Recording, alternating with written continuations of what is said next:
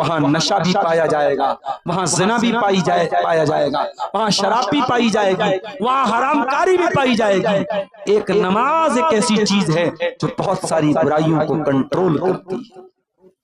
इसीलिए अल्लाह कुरान में कहता है अक़िमिस्सला, नमाज कायम करो, इन्नस्सलाता तन्हा अनिल फ़हशाई वल मुनकर, ये नमाज तुमको बेहयाई से रोकती है, ये नमाज तुमको बुराई से रोकती है। कुरान का 16वां पारा उठाओ, सूरह मरियम में अल्लाह फरमाता है फ़ख़लफ़ मिन बादिहिम ख़ल्फ़ुन अदाउस्सलाता, नबियों के जाने के बाद ऐसे नालायक लोग आए जिन्होंने नमाजों को बर्बाद किया, वत्तबउश्शहवात, और जिन्होंने ख्वाहिशात की अंधी पैरवी की, फसौफ यल्क़ौना गय्या, ऐसे लोग जहन्नम में डाले जाएंगे। जो ख्वाहिशात की अंधी पैरवी करेगा तो जहन्नम की आग में डाला जाएगा। मेरे प्यारे साथियों, नमाज की पाबंदी कीजिए। अल्लाह के नबी ने एक टाइम की नमाज छोड़ने पर यह नतीजा बताया है कि अल्लाह ताला की हिफाजत से इंसान निकल जाएगा। और आगे बढ़िए, चौथी नसीहत, वला तशरबन्ना खमरा, और खबरदार शराब मत पीना, फ़इन्नहु रासु कुल्लि फ़ाहिशा, ये शराब हर गंदगी की जड़ है। शराब पी लिया इंसान ने, नशे में है, अब वो किसको टच कर देगा, क्या बोल देगा, कौन सी गाली बक देगा, किसका मर्डर कर देगा। अभी आपने देखा अररिया का फॉरबिसगंज का वो लाइव वीडियो बना है, सरेआम किस तरीके से एक इंसान दूसरे इंसान का सर काट के, एक मुसलमान, शायद वो ऑटो ड्राइवर था, उसका जो है उसने सर धड़ से अलग कर दिया, सर अलग रखा हुआ है, धड़ अलग रखा हुआ है, मेन रोड पर। ये आपके झारखंड से बहुत दूर नहीं, अररिया का इलाका, फॉरबिसगंज का इलाका। मुझे नहीं मालूम कि वो नशे की हालत में था कि नहीं था, लेकिन जिस तरीके से ये वाकया देखने में लग रहा है, इस बात का इम्कान है कि वो नशे की हालत में था। रेप के ज्यादातर केसेस नशे की हालत में।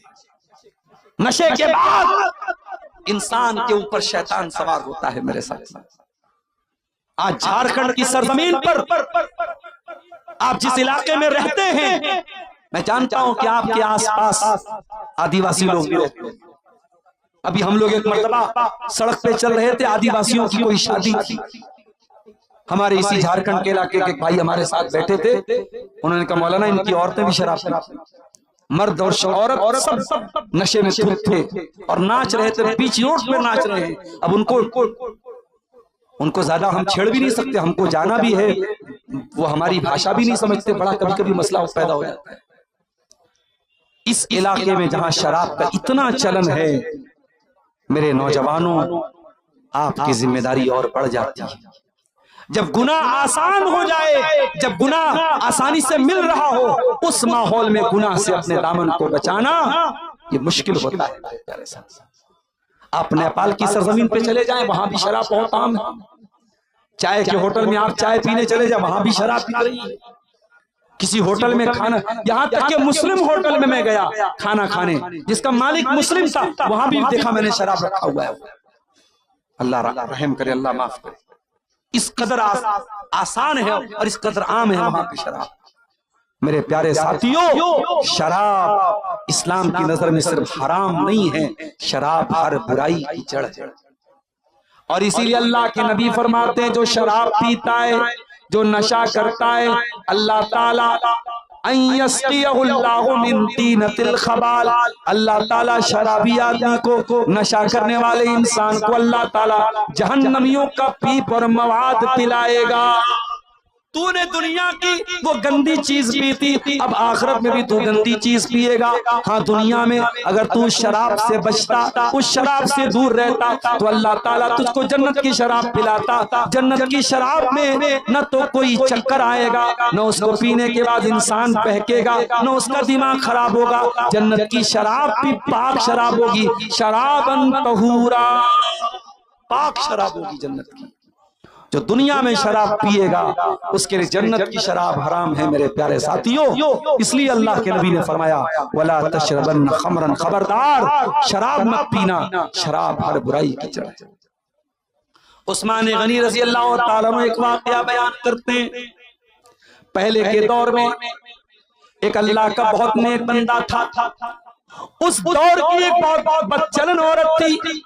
उस बदचलन औरत ने उस अल्लाह के नेक बंदे को अपने जाल में फंसाने के लिए प्लान रचा और एक कमरे में जहां शराब का प्याला भी रखा था और एक चाकू रखा था और एक छोटा बच्चा था, और वहां पर धोखे से उसने एक इंसान को बुलाने के बाद उस फाहिशा औरत ने, उस बदचलन औरत ने कहा, अब तो यहाँ तुम आ चुके हो, अब यहाँ से भागने का तुम्हारे पास कोई रास्ता नहीं है। 7 दरवाजों के अंदर तुम्हें रखा गया है।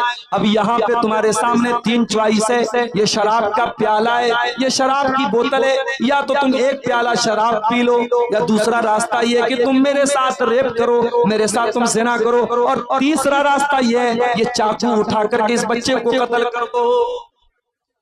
उस मुत्तकी इंसान ने सोचा, बच्चे को कत्ल करता हूं तो ये हत्या हो जाएगी, बड़ा गुनाह हो जाएगा। औरत के साथ ज़िना करता हूं ये भी बहुत बड़ा गुनाह हो जाएगा। शराब पी लेता हूं ये हल्का गुनाह है। शराब पिया उसने, और जब एक मरतबा शराब पिया और नशा चढ़ा तो पूरी शराब की बोतल पी गया, और जब नशे में पागल हो गया तो औरत के साथ ज़िना भी करता है और उस बच्चे को कत्ल भी कर देता है। हजरत उस्मान गनी ये वाकया बयान करने के बाद कहते हैं, ओ लोगों, शराब से बचो, शराब उम्मुल खबाइस है, तमाम बुराइयों की जड़ है, तमाम बुराइयों की माँ है। और आज हमारा नौजवान बहुत आगे निकल चुका है। अब शराब तो बहुत छोटी चीज हो गई, अब तो ड्रग्स का नशा हो रहा है, अब तो हीरोइन और अफीम और गांजा और चरस और कितनी चीजों का नशा हो रहा है, आप सोच नहीं सकते। यानी बहुत सारे दवा के सिरप ऐसे हैं, बहुत सारे मेडिकल स्टोर पे मिलने वाली दवाएं ऐसी हैं जिनको सिरप, जिनको नशा बना के नौजवान इस्तेमाल कर रहा है। मेरे प्यारे साथियों, मैं ऐसे नौजवानों से एक ही अपील करूंगा, अल्लाह के वास्ते हर तरीके के नशे को छोड़ दो। ये जो तुम नशे का रास्ता अपना रहे हो ये खुदकुशी का रास्ता है, ये सुसाइड का रास्ता है। अपने आप को हलाक न करो, अपने परिवार पर तरस खाओ, अपने माँ बाप पर तरस खाओ। तुम्हारी माँ ने बड़ी मेहनतों से तुम्हें पाला है, तुम्हारे बाप ने बड़े सपने देखे हैं तुम्हें लेकर के, तुम नशा करके अपने माँ बाप के सपनों को मत तोड़ो। अल्लाह के वास्ते शराब से, नशे से, गुटखे से, सिगरेट से, हर किस्म के ड्रग्स से मेरे नौजवान साथियों अपने आप को दूर रखो। अल्लाह के नबी चौथी नसीहत कर रहे हैं, शराब मत पियो, क्योंकि शराब ये तमाम बुराइयों की जड़ है। 5वीं नसीहत, वइया कबल मासिया, और ऐ मुआज बिन जबल, तुम अल्लाह ताला की नाफरमानी मत करना, गुनाह मत करना। फ़इन्ना बिल मासियति अल्ला सखतुल्लाह, इसलिए कि गुनाह करने से अल्लाह ताला नाराज होता है। जब आप कोई गुनाह का काम करेंगे आपके बच्चे पर भी असर पड़ेगा, बीवी पर भी असर पड़ेगा, घर के माहौल पर भी असर पड़ेगा, रोजी रोटी पर असर पड़ेगा। ओ लोगों, हमने बहुत सारी मिसालें देखी हैं समाज में। शौहर शादीशुदा है, बीवी को के रहते हुए गैर औरतों के साथ उसका रिलेशन है, अवैध संबंध है, नाजायज ताल्लुक है, उसका नुकसान ये होता है उसका अच्छा खासा भरा पूरा परिवार बर्बाद हो जाता है, उसके घर की खुशी बर्बाद हो जाती है, उसकी बीवी उससे मुतनफिर हो जाती है, उसके बच्चे उससे दूर हो जाते हैं, और पाप का घड़ा एक दिन जरूर फूट जाता है। मेरे प्यारे साथियों, याद रखो, बुराई कभी छुपने वाली नहीं है, पाप कभी छुपने वाला नहीं है, एक न एक दिन सामने आ जाएगा। जब शैतान आपके दिल में किसी गुनाह का ख्याल डाले, किसी गलत काम का ख्याल डाले, तो अल्लाह के नबी की ये हदीस याद कर लेना, वह इय्याका वल मासिया, ऐ मुआज बिन जबल तू गुनाहों से बचना, इसलिए कि गुनाह करने से अल्लाह ताला नाराज होता है, अल्लाह की नाराजगी उतरती। बात सलफ कहते हैं कि मैं जब कोई गलत काम करता हूं, कोई गुनाह का काम मुझसे हो जाता है, तो मैं अपनी बीवी के अखलाक पर भी उसका असर महसूस करता हूं, अपनी सवारी पर भी उसका असर महसूस करता हूं। मेरे प्यारे साथियों, गुनाह बड़ी मनहूस चीज है, और गुनाह आखिरत में जो सजा होगी होगी, दुनिया में भी गुनाह का कहीं ना कहीं बैड इफेक्ट और बुरा असर हमारे ऊपर पड़ता है। आप याद कीजिए, जब हमारे बाप आदम से और हमारी माँ हव्वा से जब खता हुई थी, जैसे ही उनसे खता हुई थी, सबसे पहला रिएक्शन क्या हुआ था? बदत लहुमा सौआतुहुमा, दोनों के बदन से कपड़े उतर गए और दोनों नंगे हो गए। पता ये चला कि गुनाह इंसान को दुनिया में भी नुकसान पहुंचाता है। अल्लाह के नबी फरमाते हैं, बंदा